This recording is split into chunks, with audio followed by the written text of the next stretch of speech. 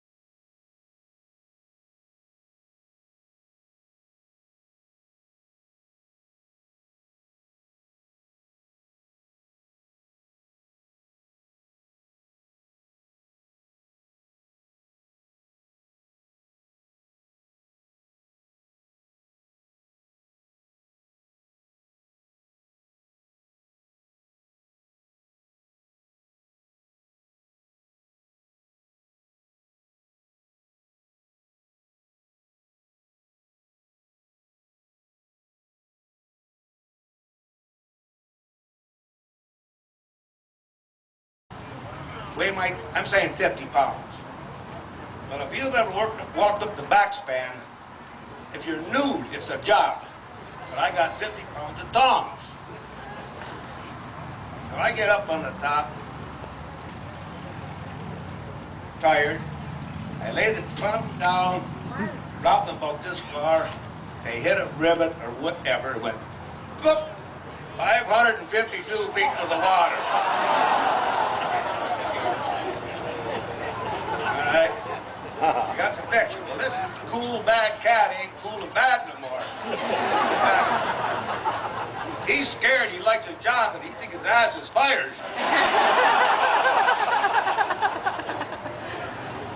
So, sunk my shoulder back to face the music. I go down to see Jerry. I say, Jerry, I can't find those tongs anywhere.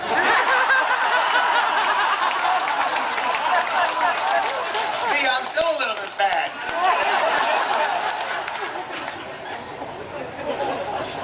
Okay, years later, between 123 and US 2, there's a cut-across road called the Worth Road, and there's a restaurant there, Carl Worth. And real good food. Coming back, this is my hometown from Nagani, where I live now. I stopped in, and it was kind of a little museum. And me and my wife, we stop in,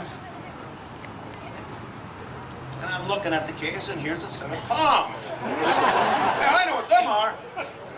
So Bill, who owns the place, I says, Bill, where'd you get them? He said, the diver got them off the North Pole. Enough said.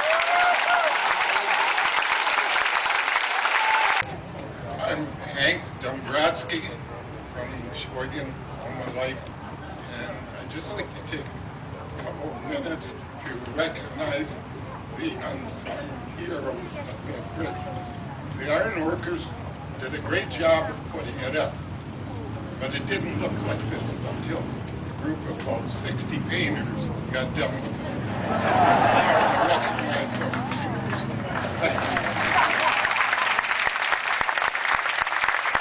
And he wouldn't leave. He's like a bad apple. He just keeps showing up.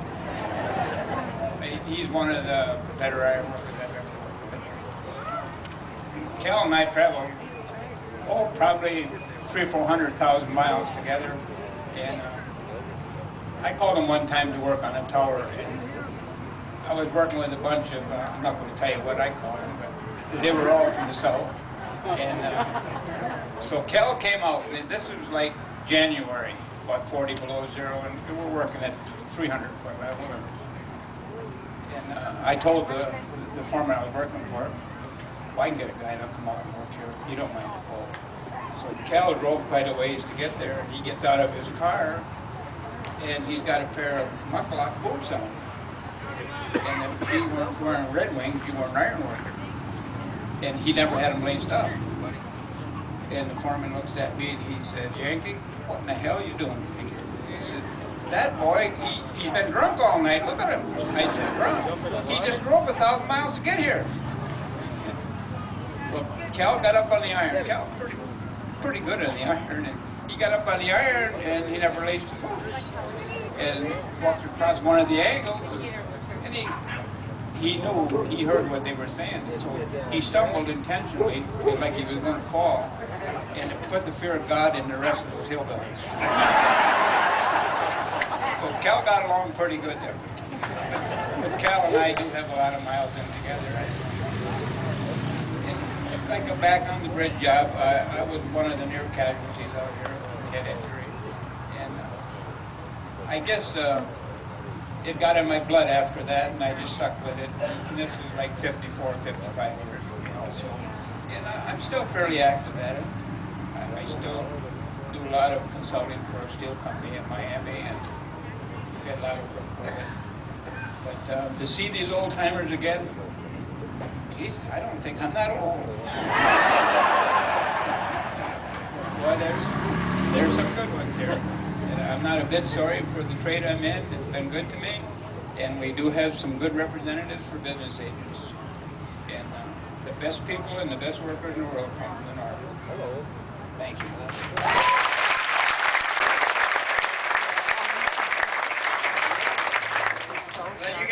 doing, Shorty? I really don't know too much to talk about that anyone here hasn't already heard. But I was really, really thankful that I could spend the better part of my life working to be an iron worker and to still have all your fingers. And there's an old saying in the iron workers, you can spot the Joes, and that's a Joe McGee that doesn't do it much. You can spot the Joes by the fingers in their toes. Right. And I got all these fingers, and I got all their toes. So I'm lucky for that. But it was really nice this weekend to have all this time to see all the guys, and you know, everybody thought that they'd drift off, but something like this was needed to bring the clan together again. And it was really, really great to see that. And with that, I'll just say, amen, brothers, and may the good Lord take it like Indian, but not too soon.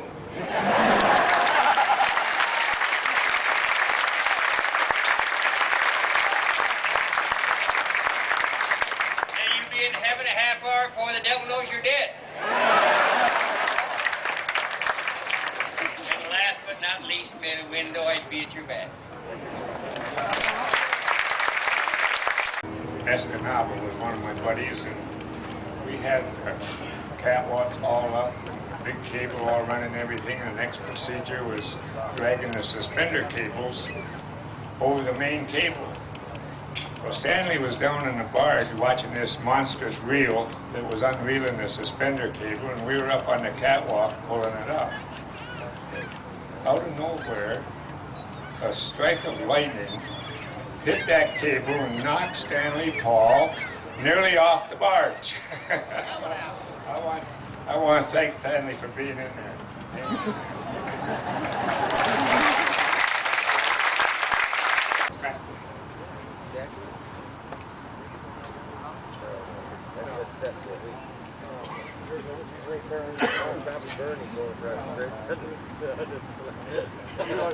Sorry, my dad, he lean edge. He worked falls.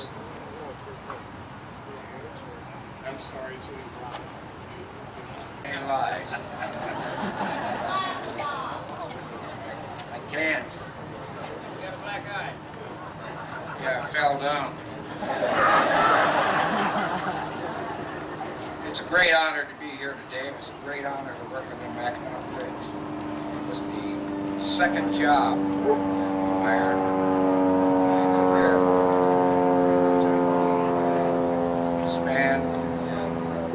45 years, somewhere around 1955 I started. But anyway, I came down here. I was born and raised in Duluth, Minnesota. My father brought me down here to work on the bridge. And I figured, what the hell, it's only one job. When I got here, looked at that thing, I thought, oh my God, what am I doing here? But it turned out to be one of the best experiences I've ever had. Very, very, very proud that I've been a part of building the Mackinac Bridge. After this job was over here, the bridge was over here, I went on to work sixth grade in Workbridge. Got to love it. Two bridges in the Sioux, opened Hancock, two bridges, one bridge between Duluth and Superior, Minnesota. I built 4 or 5 bridges, decided on the second one. But most of all, our hearts, very proud, got part in building it. Very damn proud to be here today to see all my brothers. Thank you very much.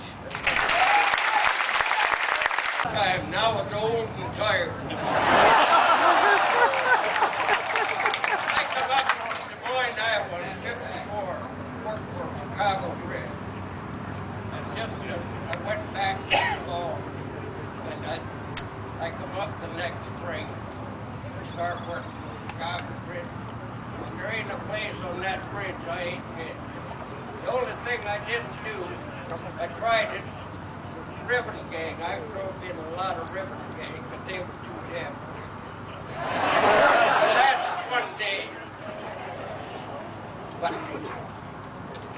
I've been a bridgeman for 43 years. My first local was 27, local 27 in Salt Lake City. My book number is 225675.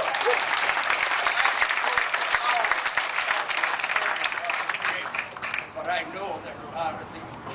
I might be pretty close to the oldest book number that worked on the bridge still alive. Thank you very much. I'm from Michigan. Straight to Mackinac. Beautiful day today. And it's a destination we want this day and time. Real nice weather out there. When I came to the bridge in 1954, it was ferries that carried you back and forth across. Lived with it. The bridge it couldn't be built. I started on the cutting edge of number 20 caisson, North Tower. They built the cutting edge there, and I welded on it till it floated up here. And some of the years, Get in me, boy. some of us come up and help put these caissons in the water. You can follow them guys. I worked on the bridge in 54 through 58. That painter there don't know it, but a lot of us iron workers hung around to get a job painting too. That was quite an experience, that painting. We did a lot of driving on it because we got there in the weather and paint. I'm a 60-year member of the Iron Workers, so they haven't brought out.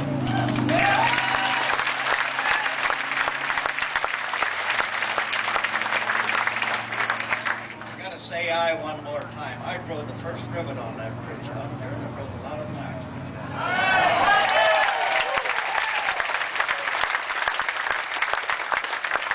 And I'm the first of two generations of iron workers. I've got two sons in the iron workers.